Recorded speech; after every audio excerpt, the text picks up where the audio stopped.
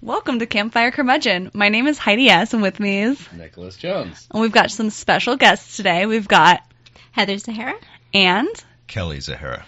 And today they're going to talk to us about some of their ghost hunting adventures. Tell us a little bit about what you guys do. Well, basically, we just kind of started getting to a point where watching different shows and whatever is out there available wasn't enough. And we kind of wanted to know what it felt like to be in the room or to be at that actual location, because that's like the one thing that you don't get when you watch these things. Like, you know, they can try and convey as much evidence as possible, but you personally will never know unless you go there. Very cool. Were you guys both believers in the paranormal and like ghosts beforehand, or did you kind of do it as like a prove it to me sort of thing?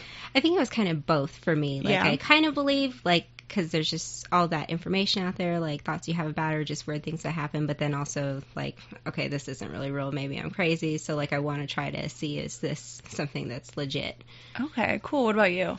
Kind of the same, a little bit of both. I'm more or less trying to peek behind the curtain is how I refer to it, and see if there's something legitimately happening. I would really love to have an intelligent response or, you know, proof of energy without a vessel versus just maybe something that's just like a reoccurring memory or like a feedback loop. Yeah. Very cool. So you're looking for like an intelligent haunting. You want something to talk back. That's cool that you guys were kind of like a little skeptical. You have like a little bit of that, so you're not just going in like ready to believe everything. I think that makes it a little bit more interesting. So I think you guys just recently went on a pretty cool trip. Do you want to tell us a little bit about that? Yeah, definitely. Yeah, we went up to Celio Drive. We stayed at not the Omen House, but the house next door to the Omen House, actually. And for people that don't know what that is, go ahead and describe it just like a little bit. David Omen basically had built this property up on Celio Drive, which shares the same footprint as the original house where the Sharon Tate murders took place with the Manson family back in 1969, I believe. And somewhere in the mid-90s, Trent Reznor was the last one that lived in the house. And then they went ahead and tore it down and basically redistributed the footprint of the property. And some of the houses that are up there are still original. And the house that we stayed in is actually one of the original ones where the maid who discovered everything the following day ran to like get help and call the cops. Yeah, I heard that the door was actually in a studio for a while, the front door of the original house. Yeah. But I recently read that it's since been given back to the owner of the new house. So I don't know if he's using it as the front door or if he just has it in his possession. But I know that there's at least one piece of that original house that's there again, which is pretty cool. That's awesome. Yeah. What kind of experiences did you guys have there? It started off pretty mellow. Like, it was cool. We got to go there first. Like, we showed up. There was supposed to be several people. Like, they were offering like this VIP thing where you got to investigate both houses, and then you could actually stay the night in the second house, the one that was the original from the 60s. And it just so happened that no one was able to make it that night, and we actually had difficulty getting there. We thought, you know, we were going to be late and everything would already be started, and it turns out we were the first ones. Very cool. And so it was pretty cool. Like, it started off really, really chill, but then like as everything progressed, like as the night got darker and more people showed up and we started getting into things, like it definitely started progressing pretty quickly. So when you guys got there, did you notice anything, like any weird feelings or vibes? Like, what did it feel like when you guys walked in? Yeah, it felt normal when you walk in the house at first. The house has a few stories in it, and the bottom has the basement, and that's where it seems to have the most activity in there. And when we went down in there and sat down, it just had a very heavy feeling in there. At times, like, you would feel emotional and whatnot, and it just, like, didn't make sense. There was times where we sat in there with our EMF meter and would just sit there and wait, and at times it would just go off. There was also a video that David had showed us, because he has surveillance running in his house at all times, and that basement is linked to a small area that had a piece of wood that was laying on there, and nobody was in there at that time. And as we're watching this footage, you just see this board come flying off and hit the ground.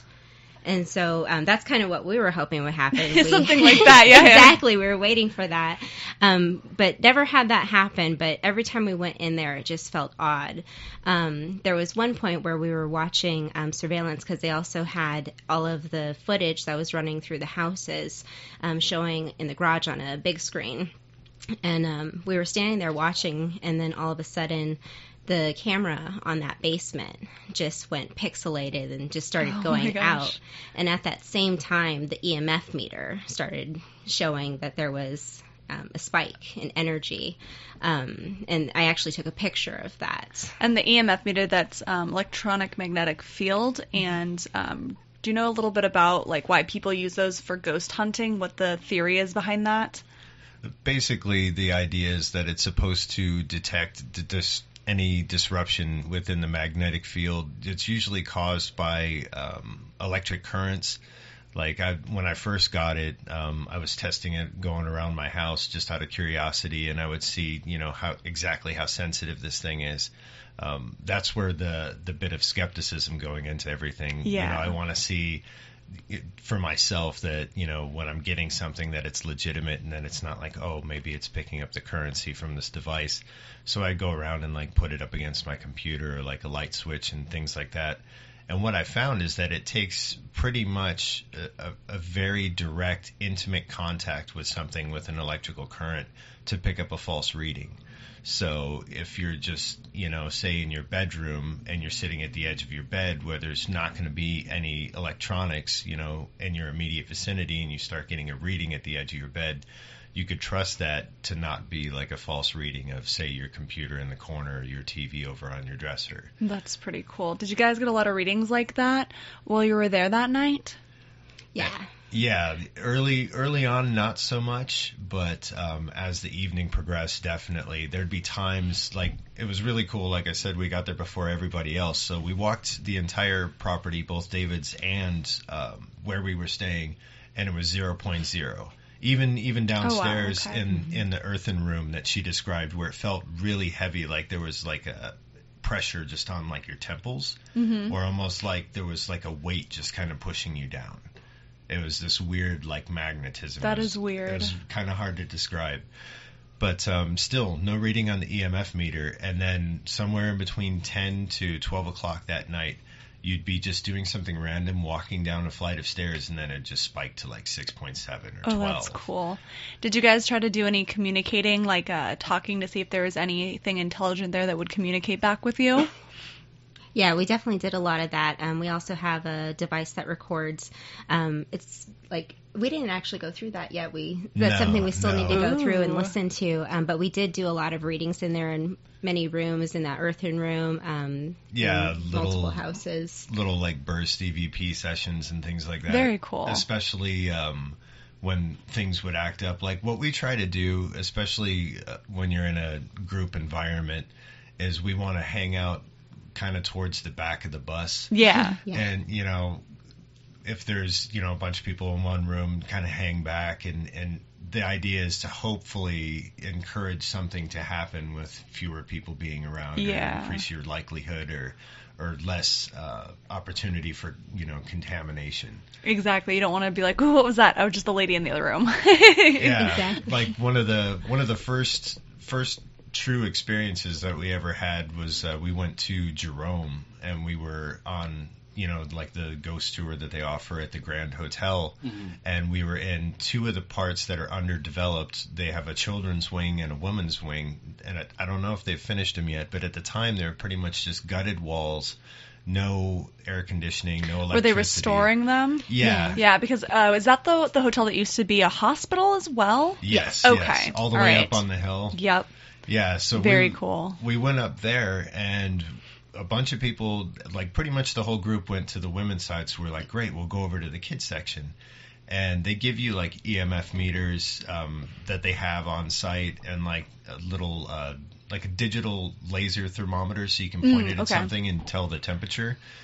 And we didn't have anything happen really until we went into that place, and then immediately walking in there, it just had a very weird sensation. Like the only way I can describe it is it felt like electric cobwebs. Like if you've ever lost consciousness, that feeling, It's all tingly. that like feeling in your mouth when you come back, that like electric pulp feeling. But it was all over my body, and I was wearing pants and a hoodie, so I had no exposed skin whatsoever. Cool. And then I noticed the room was about 5 degrees lower than any other place, which I thought was really weird because there's no air conditioning, closed windows. If anything, it should have been stuffy. It should have been like, hotter, yeah. Yeah, kind of muggy in there.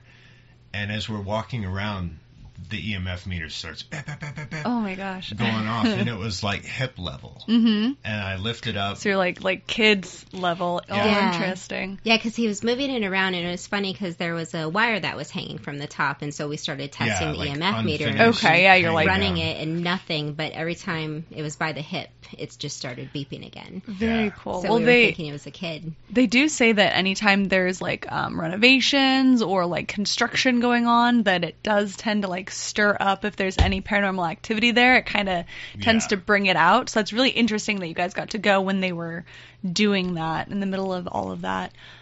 So you guys are local here to Arizona. So do you do a lot of local stuff when you do ghost hunting? We kind of started that way. Like we wanted to do, explore the different options that we had here.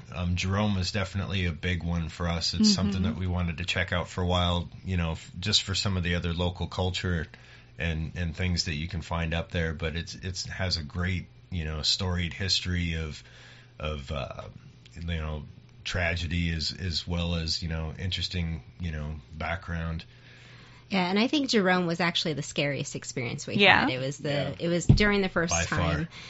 We actually stayed in room 32, which is apparently one of their most haunted rooms. There was 2 suicides in that room.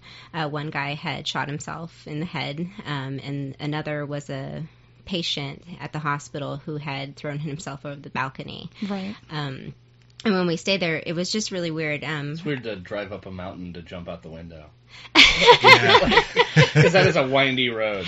Oh, That's yeah. a very windy road. And this one, it's like you already go up the windy road, and then it's up higher. It's kind of like the peak of everything. There's plenty of opportunity to throw yourself off things. Well, but this would have been a patient in the hospital, so Yeah. potentially like the psych ward or something like that. It was possibly a minor. I think he was injured, I believe. Yeah, he had gotten injured and basically was paralyzed. And, That's right. And so he was like a inpatient, kind of thing. He had decided, And because the hospital is run by the mining company, they're going to pay for his, stay and upkeep and that sort of thing.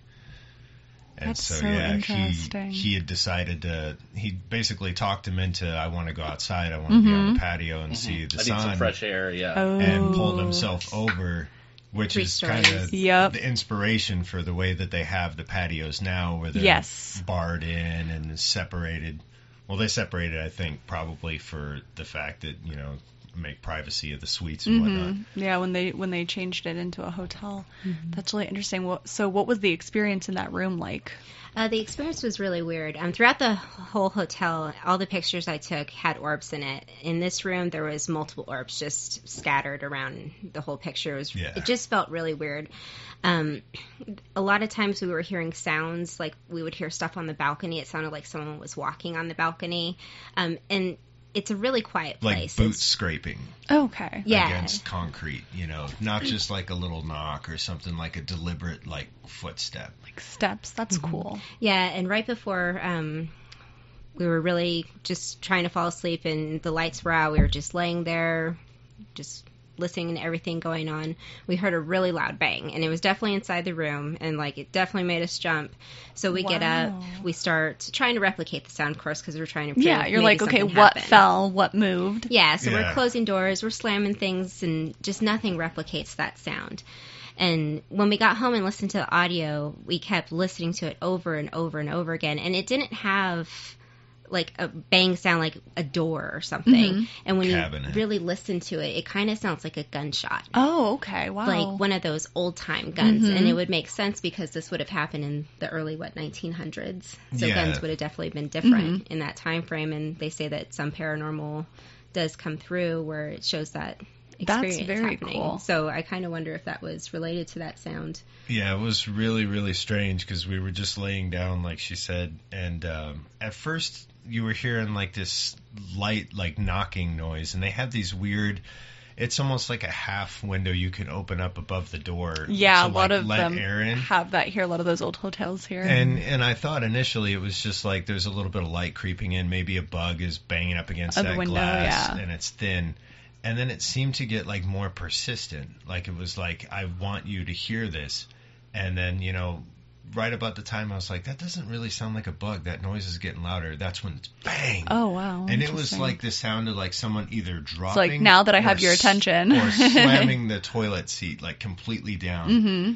And the walls and stuff in the bathroom have tile coming up it because it was a hospital. So it very much resembles a hospital in the bathrooms.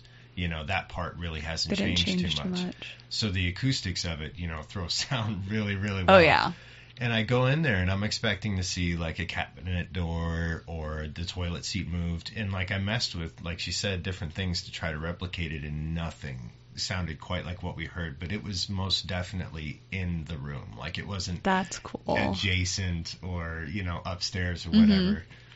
So yeah, it was pretty freaky. And then the other thing, I don't know if we had actually captured this. It sucked that we went up there with more enthusiasm than we did preparation. Because we were just like, oh, we're finally doing this. Yeah. You know, Like, we're here. We don't have stuff. Exactly. For The day has so long. Yeah, the day has arrived. Yeah. We have an iPhone and a camera. Yeah. Sometimes that's all you need, though, right? Exactly. Got some good stuff. But, like, it was so weird because we went up there and I just remember, like, not sleeping the whole night. It was one of those things where you toss and you turn, you get up, you go to the bathroom, you come back, you lay down, and you never really lose consciousness, but you just kind of try to get comfortable and move around. And you feel freaked out, too. Like, normally I lay there, I'm fine, I'm good in the dark, I'm not really scared of the dark, anything, but the whole time laying there, I just felt like something was watching me or something was there, and it was just creeping me out. Oh, that's a gross feeling, yeah. Yeah, and so I couldn't really like sleep. You weren't alone. You were not alone. And then it was probably, I want to say, like 2, 3 in the morning in between one of those bouts of getting up, going to the bathroom, coming back. I lay back down, and I'm finally getting comfortable, and I kind of turn over to the left, and I didn't understand what it said, but there was a distinct voice that was right in between the both of us in the bed that was just like, and I was like, oh my God. As I'm processing what happened, she turns and is like, did you hear that? And my heart just sank gosh. because I was like, I was hoping See, that was you. it's one thing when you hear it, but then when you have another person that's like, I also heard that, then you're just kind of like, all right, I didn't imagine this. Exactly. Something's happening. You're like tucking your feet under the bed and everything. So it was like definitely speech, but indistinguishable, kind of like that quiet section of Foo Fighters' Everlong, where he's just like, wow. Yeah, Yes. It was really, really gravelly too. Yeah. Like someone that smoked too So not much. Dave Grohl. Like. It was crazy. So you guys brought up orb pictures, and I know some people don't believe that has anything to do with paranormal activity. Do you guys have any take on that? I do, because when I'm shooting pictures, I'm actually having my camera shoot in rapid shots, so it's taking multiple shots in very little time. And the pictures that I was taking, there would be just plain pictures, nothing, and then the next second there's an orb. The most interesting phenomenon that I caught through succession of my pictures was I caught an orb going upstairs in the boiler room. That was cool. Very cool. That's actually where I forget, the maintenance man was found. He was actually smashed by the elevator. Oh, wow, yes, Yeah. that's right. I forgot that happened there as well. Yeah, so the pictures that I have, you see the orb go from the first step to the fourth step. Wow. I know a lot of people will say that it's dust or it's bugs, and sometimes you can tell, like, okay, that's probably a bunch of dirt or that's like a bug. But I feel like living in Arizona, it's extremely dusty, and I think we get a lot of experience of that. And when people just try to kind of brush it off, I'm like, I've got a lot of photos. I've had a lot of birthdays, a lot of family events where we always take pictures. Some of them are outside.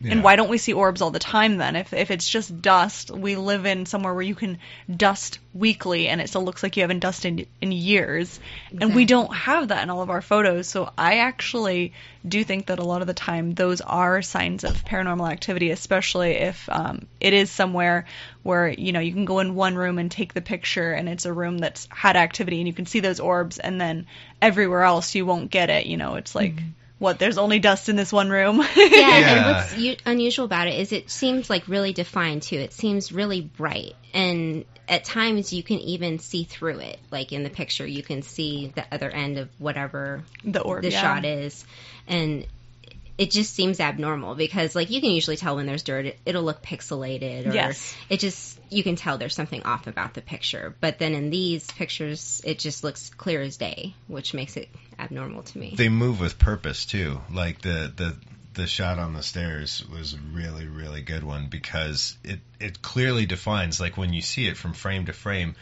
I mean, if you pretend that the orb was a foot, it's the exact trajectory how someone would locomote and like go up a set of stairs. So it's like, how in the hell would that happen? And, you know, the odds of that being at the exact same placement in 2 shots and then, you know, not being there in the previous 5 are just really crazy.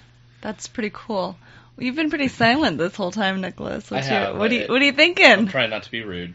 All right, curmudgeon, let's hear it. What's your thoughts? My thoughts are, it could be dust, could be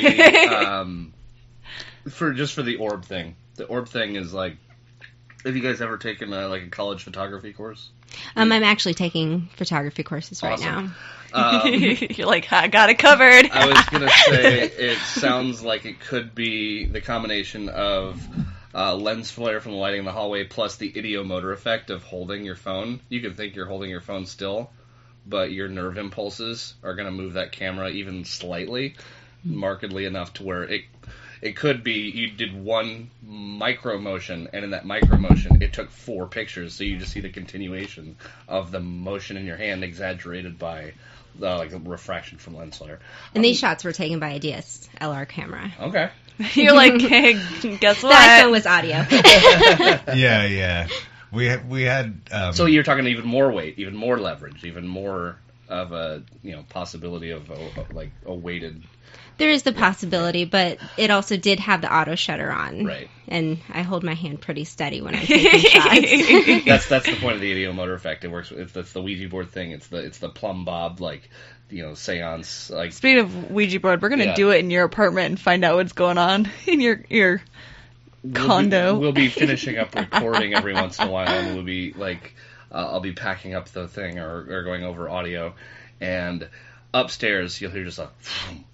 And she's like... It sounds like someone walking around, and I think it's so funny, because I'm like your place is... the skeptic lives in a haunted place. Your place is haunted. That's awesome. And I'm like, I have both windows open in the upstairs bedroom. That doesn't make it sound like somebody walking upstairs, because he's got a condo, and you always, the first thing you do whenever you're like, welcome to my home, look, I don't have to worry about hearing my neighbors because the wall is like super thick concrete between the shared walls the in the building condos, like concrete, because like you knock on the yeah, wall like and you can't hear anybody. Yeah. I'm like, oh my gosh, this is like one of those places where like your neighbors could scream and you wouldn't hear them. And then he's like, oh, it's the neighbors, it's the wind, I'm like, it sounds like someone taking steps across your upstairs, and you don't have anybody up there, do you? Got a prisoner up there or something? Kelly's like, what's your address? Right? Yeah.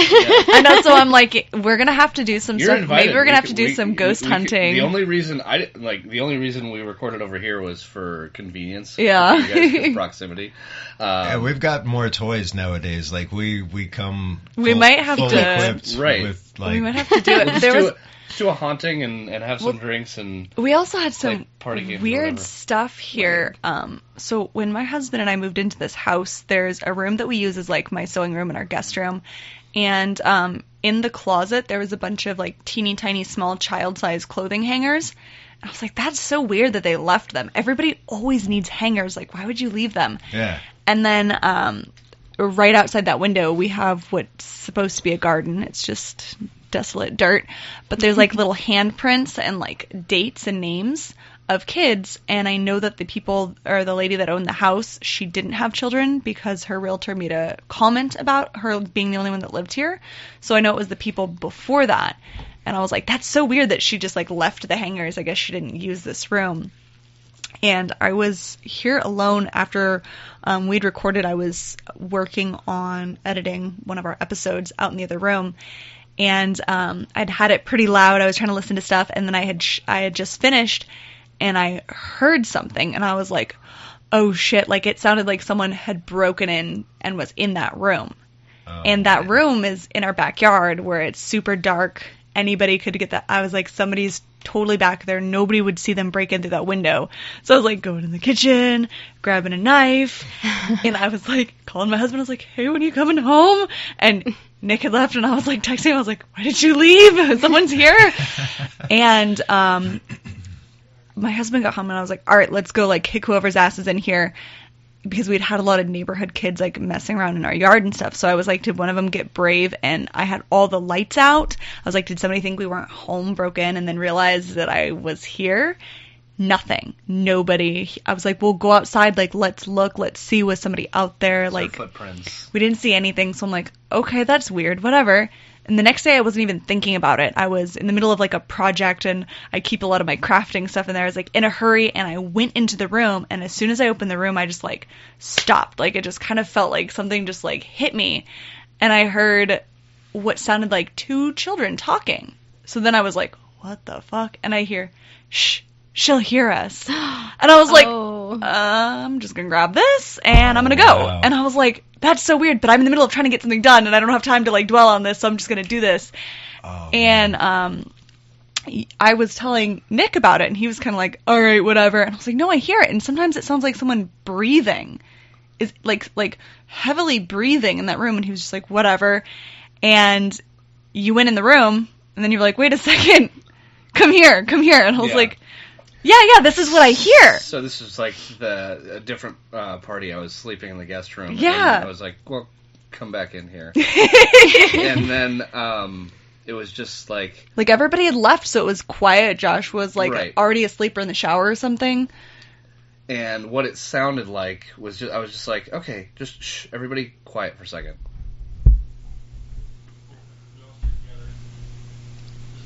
You can kind of hear somebody playing. You can hear somebody playing back. You can hear somebody playing video games in the background. But basically, it was like it was turned down, and all you heard was.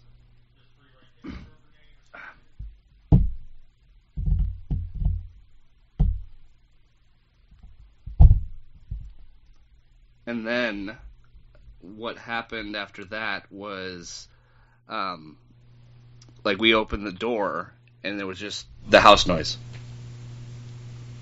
It was a completely different type the of AC quiet. was running too. Yeah, it was a completely different. So the AC is so loud. Quiet. Yeah, it was like. It was just like, and I'm like, okay, so the noise I heard had to be going through the duct or something. It sounds like somebody is like kind of like scrambling around in the room, like. That's crazy. And that's why I thought somebody had broken in.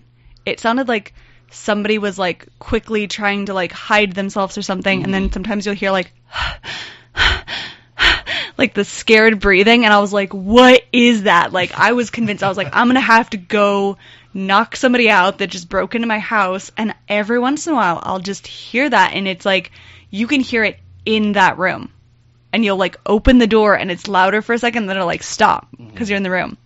And it's awesome. So weird. It's the strangest thing. Yeah, that was definitely weird. What I could say with regards to my place is when I got the home inspection, the home inspector said, like, yeah, with the second floor, what they did was they put in wood screws, and when they did the second floor and basically the wood framing for the second floor, they put like it's structurally sound, but the boards that they put on top of the rafters, they didn't, like, they basically skipped. It was like where most houses would have a second floor, the flooring would be screwed into the rafters, and there would be like 1, 2, 3. They did like screw, miss, put another screw, miss. So somebody was trying to save money. So somebody was trying to save money on nails and wood screws. And so basically that's It makes it cheaper. really creaky. And what that does is it allows for more play between the joints and the wood and stuff like that. He just said, when next time you rip out your carpet, just go to Home Depot, buy 2 boxes of wood screws, and just put screws into the floor. Where they're missing. Yeah, where they would be missing. But it's like if somebody is downstairs, like I've been downstairs when you go upstairs, and it's like I can tell where you're Where I'm going at in the room. and it's like I can hear you walking and stuff, and then it's like I can hear you walking back down, and that's what it sounds like, and it's so weird because you're just like, yeah, and then at random you hear, and you're just like, that's the window. Yeah, that's what he says. But we recently went to we recently went to LA, and we stayed in the Millennium Biltmore, and there's that's supposedly haunted. But we were so tired we didn't even really get to do much, and I was kind of discouraged because the floor that we were on was not one that's got any like hauntings or anything associated with it. It's just got movie trivia. Like, yeah. The floor, well, it's 10, 11 floors, right?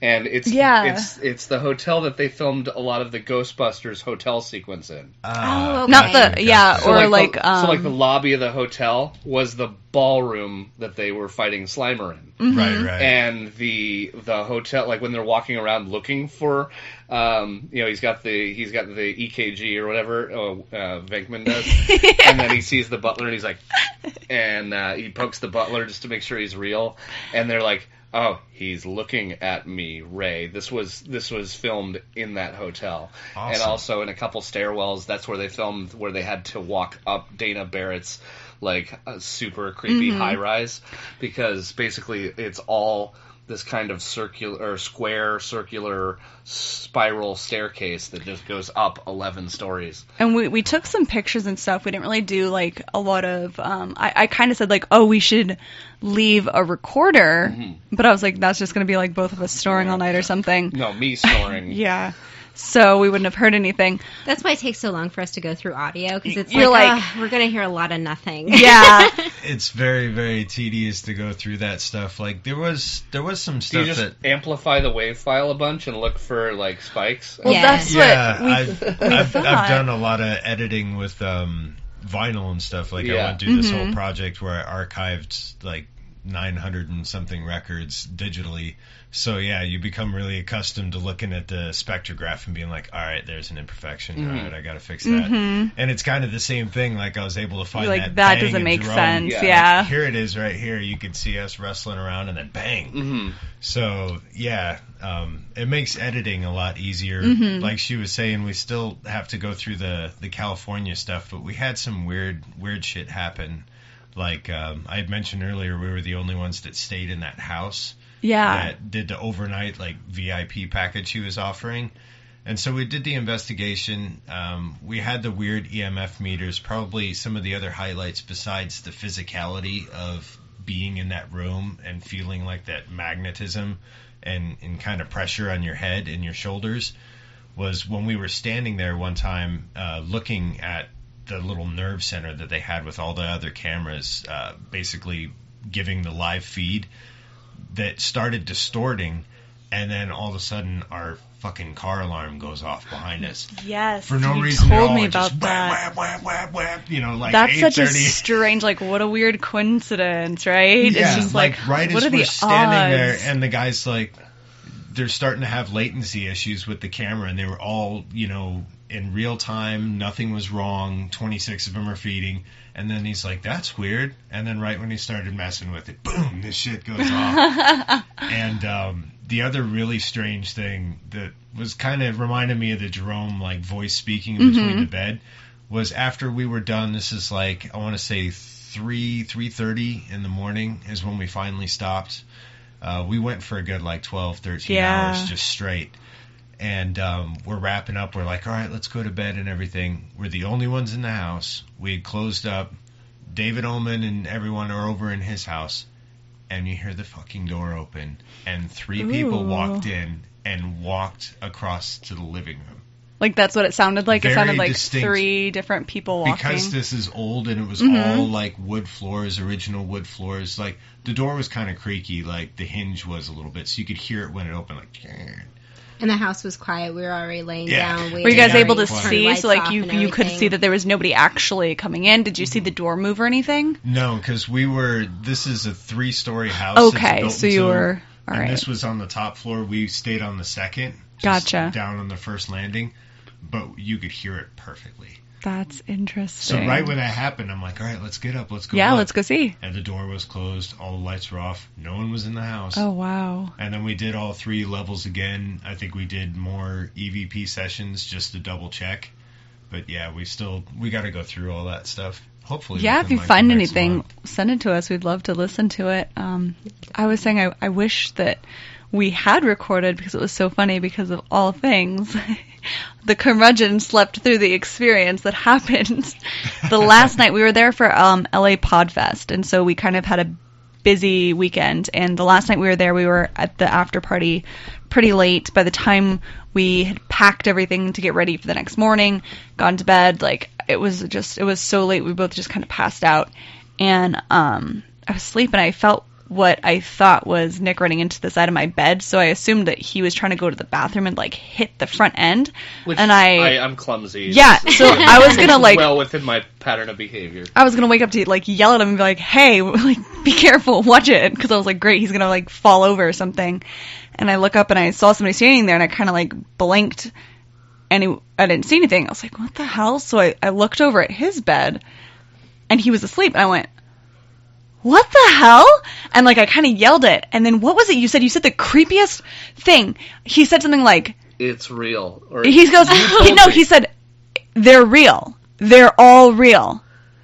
And I, F that. for a second, I stopped. I went right back to And then I just yelled, "What?" Like at the top of my lungs at him because I thought he was fucking with me. Oh my god. Because I was like, what did I say? Like, did he like bump the bed and like jump back in real quick? Because I was so tired, and I just yelled at him, "What?" And he just starts snoring. I got up and I like got real close to his face, like looked in his face. And I was like, poked him a little bit. He was totally asleep. I was just like, I do not remember. I went back in and I was just no like, memory of this. what the fuck? Yeah. I wish we had recorded this. I mean, I'm I not wish we saying had it a video didn't camera happen. or audio. man. The next morning I was like, you weren't like fucking with me. Like you weren't pretending. You were actually asleep. He's like, I don't remember this at all. Are you serious? I'm like, really? Really? You weren't doing that just to mess with me? I was like, there's no way. That's awesome.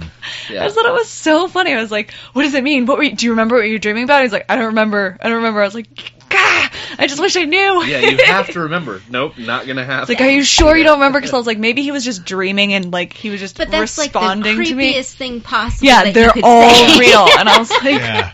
are they now? Okay. That's like the little kid in the movie that's like, does it hurt to be dead? Yeah. Why are you asking that now? Yeah. You're like, uh-oh. Yeah. We've actually, we've Well, had some Are weird you referring to like Sixth Sense? I mean, the movie's been out for. Stir of Echoes. Oh, okay. Oh, okay. I was gonna say, It's a better version of the same story. I know, but it's actually film canon that Cole doesn't know that Bruce Willis' character is a ghost.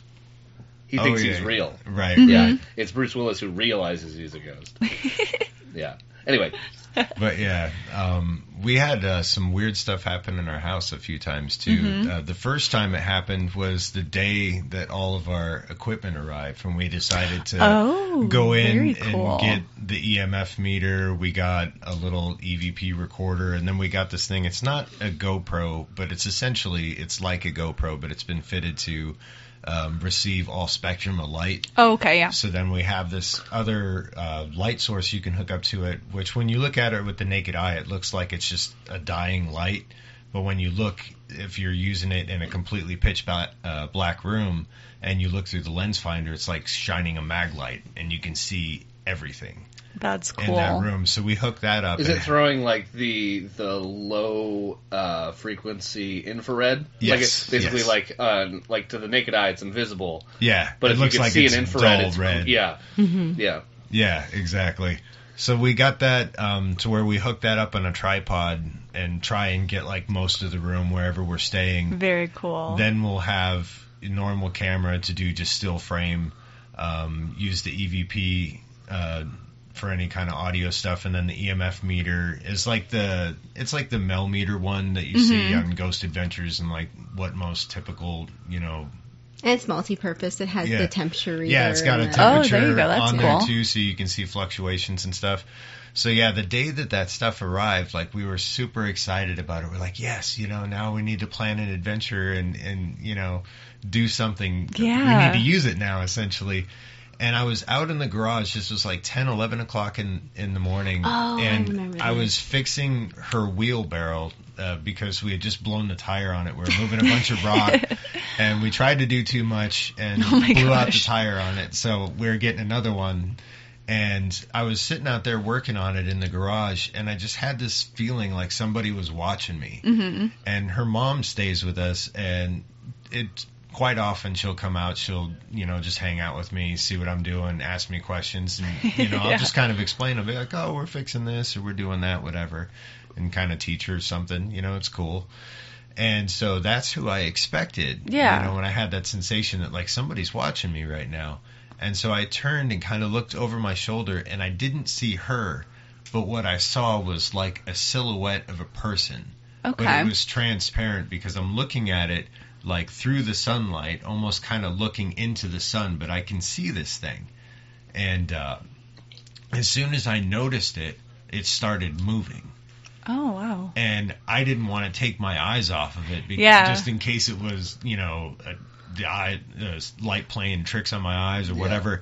So I stood up and turned my body, keeping my head straight. Yeah, so to like I could face it more. stay locked on this thing, and I watched it move past me and move down the length of my car and then go through the door into my house. Oh, wow. But it gets weirder from there. And I'm just standing there a second, and I'm like, holy shit, did that really just happen right now in broad daylight?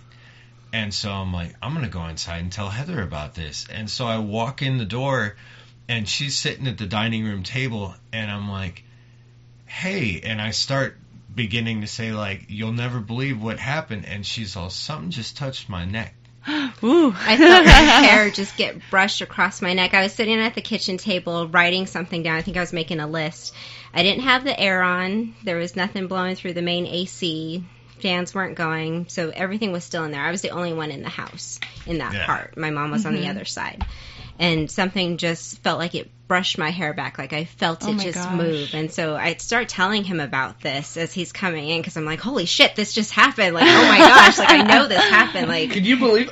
No, hold on, me first. You're like, wait a second. Exactly. So before he could even talk, like I was telling him what happened, he's like, I just saw something come in the house. Mm-hmm. But what was crazy about it, it didn't feel creepy. It didn't feel scary or anything. Like, it was almost like a calm feeling how it happened. It was, I don't know, it just felt weird to me. It was... Yeah, I mean, it's a lot of people are like, ooh, ghosts are scary, but there's a lot of people that have experiences and they don't necessarily feel anything harmful or scary. It's just like, it just happened. Mm-hmm. Yeah, this reminded me actually of the very, very first time I ever had anything happen was, it was like I was 15 going on 16, and I stayed at my grandfather's house in Illinois, and he lived in this like... It's like kind of a rural suburban part of Chicago. It was a really old house. It had built in like either the mid-20s or early 30s. And it was on like this 2-lane county road with like Friday the 13th woods surrounding it. Like if your car broke down, you would not go looking for help. Yep. You're just like, I'll just sleep I'm just here. going to sleep here for the night.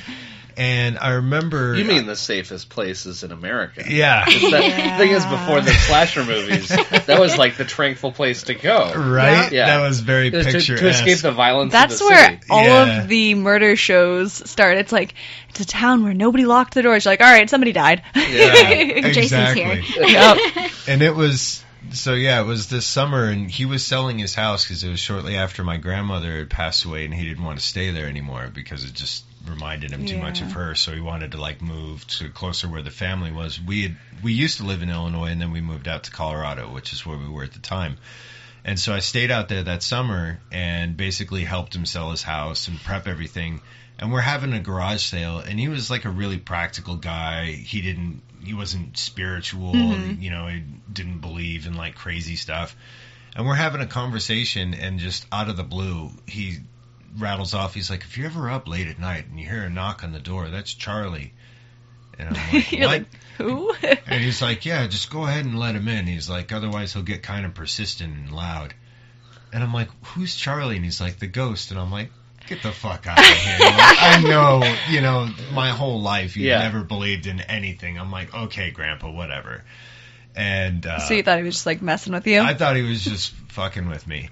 And so I remember staying up late that night. This is back when MTV still played music videos. Yeah. And this was the world premiere of Closer by Nine Inch Nails was the night that this happened. And That's cool. whoever played it fucked up and it wasn't edited. 95? Yeah, the 94. Yeah. And so, like, I remember just being, like, totally captivated by the song and everything, and I'm like, wow, this is really good, because up until that point, I'd heard the name, but I didn't get into him, and then that was, like, all right, the jumping off point for me.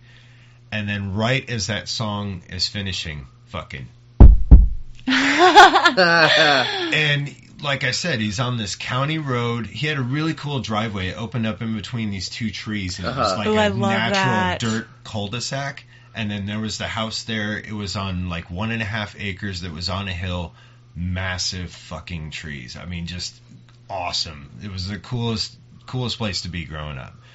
And so, yeah, I hear that But knock. you don't want to hear somebody knocking on the door at night when you live I hear out that there. knock. I'm the only one that's up. Grandpa's been in bed a long time. And they have this massive picture window. It's huge. You can see the entire front yard. You can see the entire walkway, the driveway. So the first thing I do is I open up the curtain and I turn on the light. Yeah. There's nothing there.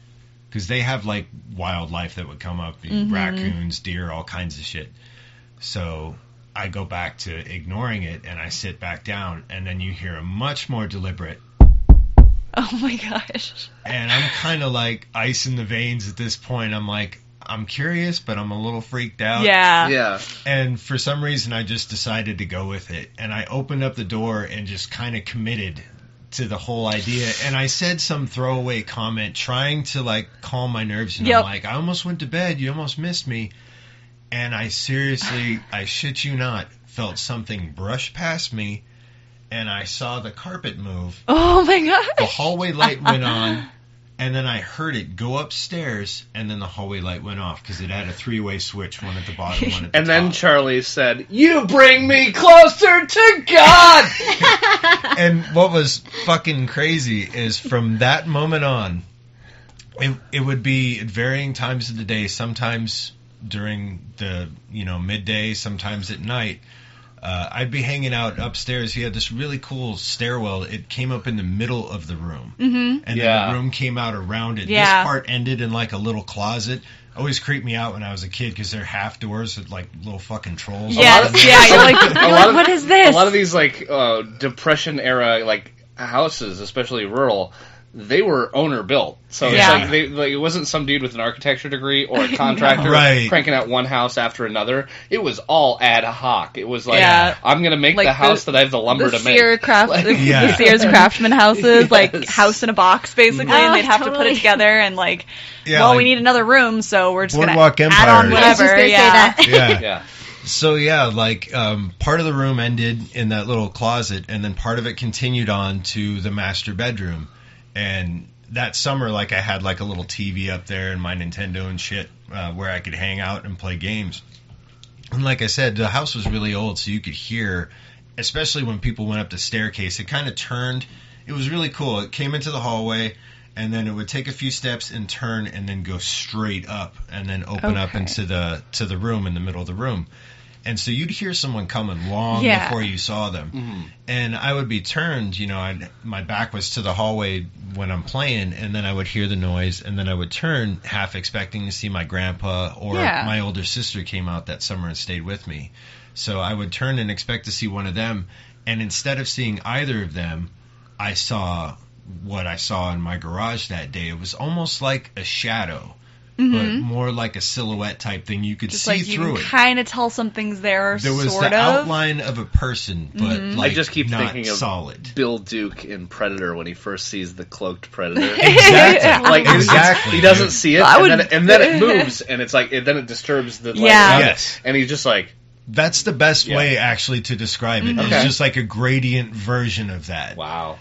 And it was really strange. And like she said, it wasn't malicious or anything. And it just, it was like it just wanted to let me know it was there. And it creeped me out. And this is long before I ever partied or did anything. You're like, I was not. I was drunk, stone sober. There was no psychotropics that phase yet. that could be blamed, and so I stayed out there the whole summer. And this happened early on in the summer, and then different experiences would happen. And then I went home, and I told my mom about it, and that was the house that my father grew up in. Yeah. And she was like, "I've been pushed down the stairs in that house," Ooh. and so had my grandmother. Ooh. Interesting. Charlie didn't like the ladies. Apparently not, but he or she liked my dad, and him and I look exactly alike. Oh, that's funny. So, I started thinking, I'm like, I wonder if it thought I was him coming back.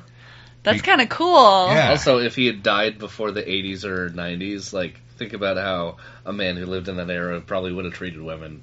Well, and maybe he's like, this is the bachelor pad. Yeah. What are you bringing women here for? Right. Then what was your grandpa's name? It was first Joe. name, Joe. Then old Joe got married, and the whole thing went to shit. Yeah, he's like, come on, man. Yeah, it was really strange, though. That was the very first, definitive experience. And then I kind of forgot about it for a while. And then I think it was... when we lived in Colorado, the house that we lived in there, the person who tried to sell it apparently went, I don't know if he died in the house, but I know that he went broke and basically kind of went crazy. And I remember there was a few times growing up in the house, when I started getting into weird shit when I was 15, 16 and got a satanic Bible and started reading all kinds of shit. Everything they tell you not to do, I'm like, all right, well, let's explore this and see what's bad about it. And I remember being up one night late in the house and hearing little girls laughing. Yeah. And there was no kids. Oh my gosh. That's some of the most unnerving shit when that happens, and there's absolutely no reason for it. It's like I don't hear giggling, but it sounds like two small children conversing. And I was like, I need to do some research and figure out, because we have a pool, and I don't know how long the pool's been here. Oh, wow. The gate to the pool only blocks off half the yard. You can walk straight out the back door and into the pool. There's nothing that stops it. You moved the graves, but you didn't. Right. And so I'm wondering, I'm like, who leaves behind children's clothing hangers if you've still got clothing to put on the hangers? Right? That's a bit creepy. And I'm just wondering too, because I know the person that lived here, she didn't really live here for long, and the house was empty when we bought it. She hadn't been staying here. She was out of the country, but I was just like, that's so weird that you wouldn't clean it out, the room out and everything. I'm just wondering, I wonder if anything happened here. Is there a way to find out if there's some sort of accident or something? Because it's just so weird. Has to be a way. There's nothing else the rest of the house. Nothing. It's we even have security cameras, and one of them is in the house, and it's you don't see anything, you don't hear anything. It's only that room. That's awesome. I know, it sounds like our next adventure. We'll have to check that out. Right? Sounds like we have a few coming up. Yeah, definitely. Well, thank you guys so much. Like I said, if you find anything, any pictures or audio when you guys are going through it, feel free to send it to us if you don't mind. We'll share it. We still have a lot to go through, several hours. That's probably the most tedious part. Unless it happens right in the moment, and you can mark it down. Yep, I know right here. Yeah. Yeah. Right. We definitely got pictures, though. Post-production is the worst. Yeah, especially... we already did this. I have to live it again? Exactly, and then, you always have to, work and all that stuff, so you're I'll get to adulting. It. Yeah, she has a few, one, the very first one that we went on was kind of anticlimactic. We went to Vulture Mine, because we had seen the Ghost Adventure thing, and that was the closest one and most economically feasible at the time. And when we went there, basically what it was is a geology tour. Yeah. With a bunch of older people talking about rocks and things and all the cool houses. I would have found that so fascinating. And, so would I, though. You did get a rock at the end. It was pretty cool. Oh, that's cool. We do have a piece of ore that we can cool. reduce down. But yeah, all the buildings and stuff, you can't go in anymore, which sucks because there was a bunch of microburst storms. This is the whole point. So they're sectioned off, they're roped off, so you can do the lean in. and that kind of shit. Reach your recorder. Exactly. I was taking pictures like from far. And what was crazy is they had a big section of it roped off, like around, if you know anything about the history of it, they had that mine and like some people tried to steal from it and there was a cave in. Yeah. And they called it the Glory Hole or whatever. It had some crazy name. And basically they're still down there. Yeah. Like the mules and all that shit. And it's all unstable. It was too dangerous for them to try to get them out. And they're like, well, they're dead anyways. It's all unstable and sectioned off. And so when you go there, you take this tour and it's basically like a quarter mile in like a kind of half circle. And then you end pretty much where you begin, but closer to that hill. Like when you start, you can see it from a distance. And then when you end, you're right next to it and they give you a piece of ore and all that fun stuff. And when we first started there, they've got earth moving equipment and they're opening up the mine again. They're trying to stabilize it and get ore and stuff like that.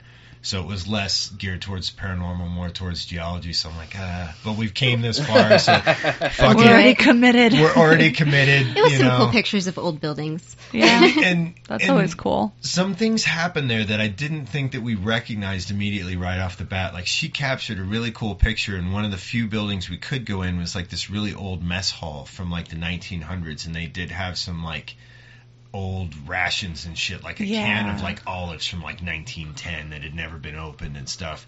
And the whole thing is concrete floors, concrete walls, and she captured this one picture in a corner that looks like a face of like a kid turning away. Oh, that's cool. Like sitting in the corner like this, like I don't want you to see me kind of thing. And what's really unique about it is that it's all concrete. There's nothing reflective in there. That it should be a dull, flat surface. Yeah, so you shouldn't be seeing that. Where is that light coming from? And the thing that I noticed, I didn't take a picture of it, I wish to God I had, is when we first got there, I saw when we were looking at the whole layout of the land, they've got this earth mover, trucks, moving dirt and getting it wet and trying to get to the mine. I saw some people walking on the top of that hill where they had all the tape and stuff, and just immediately wrote it off because I saw the trucks, I saw the water. I'm like, oh, they're working, they're mining, whatever. That's something official with approval and like they're allowed to be there. Exactly. I'm like, oh yeah, it's geology. They're doing their thing. When we finished the whole tour and we were right next to the cave-in, like I was trying to get as close as I could to the tape to try to take a picture down. I wanted to get a picture of the hole, and I got pretty close. Yeah, I got yelled at. Sir, I love the look on your face. You're like, yeah, I tried to ignore it, like I don't know. I you're know. I'm talking like, to me. Jesus.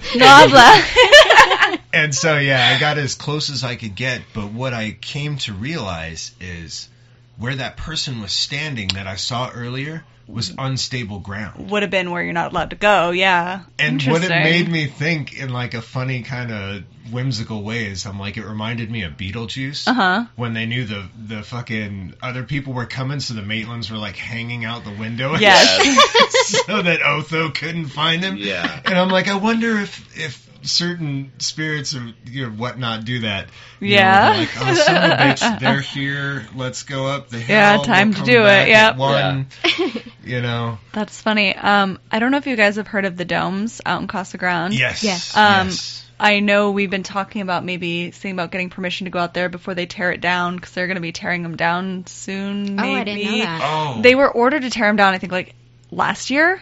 But the owner's been fighting it, so it's like in a legal battle right now. So for now, they're fine. And I know he gives permission sometimes, but sometimes he charges. I don't know how much he's charging now, whatever. But if we did something like that, would you guys be interested in maybe coming along, bringing some equipment? Hell yeah. Oh, yeah, definitely. Yeah, I've heard That's on the list. some interesting stories about that. We have this book at home that has a bunch of things. It's like Weird Arizona. Arizona. Yeah, I was like right there. So, for our one solo app so far. Yeah, when I got abandoned, I picked up that trusty old book, and there's a lovely episode of me reading from that book. So yeah, I really want to thank you guys, Kelly and Heather, for joining us. It's been definitely an awesome conversation. I think you said you have a DSLR. Are you exhibiting your photography anywhere? Do you have like a website or a blog or an Instagram that is open to the public where we can check out your pictures, or? I don't. I just really have it on my Facebook, but then it's all mixed in with like pictures. Right. Yeah. It's definitely something we need to organize. I would definitely encourage you to like start a photo blog or something. Yeah, if you guys do like an Instagram or anything, like just send it to us and we'll post it out there. We'll attach it to this episode so people can find you guys. Yeah, definitely. Yeah. Where can they find us, Nick? You can find us at campfirecurmudgeon.com. Like us on Facebook. You can email us at campfirecurmudgeon@gmail.com. You can find us on Instagram, Campfire Curmudgeon. They can twatter us. You can tweet me at CFCurmudge. That's capital C, capital F. And if you're listening, you found this episode. Yeah. Yay! And if you want to yell at me in particular, you can find me on Twitter at Nicholas Edward J. Do you guys have anything that you'd like to promote? Any creative endeavors? Anything else that you'd like to highlight while you have our meager but growing audience? Well, you have the captive audience. Yeah. Not that I can think of. I mean, we're definitely going to be working on a few things. We've worked on finished the vinyl project. We're going to be recording some music come next year, and definitely doing a few more adventures. We need to go through all the evidence and things that we have. So yeah, I think we'll be building a few things. I've got planning more adventures and just trying to capture and stuff. then I have she's not on Twitter yet, but I have one. I think it's Sick and Twisted. Spelled Sick and Twisted. At Sick and Twisted with the weird phonetical SIKNTW. Looks like Skin Wizard if you read it. Yeah. A lot of people, it's interesting to see what their take is, like if they actually get it or if I hear the Skin Wizard thing, then I'm like, all right, whatever. Well, hey, send us your stuff. If you guys, set anything else up, we'll promote it. Cool. Thanks for listening, guys. Keep the campfire burning.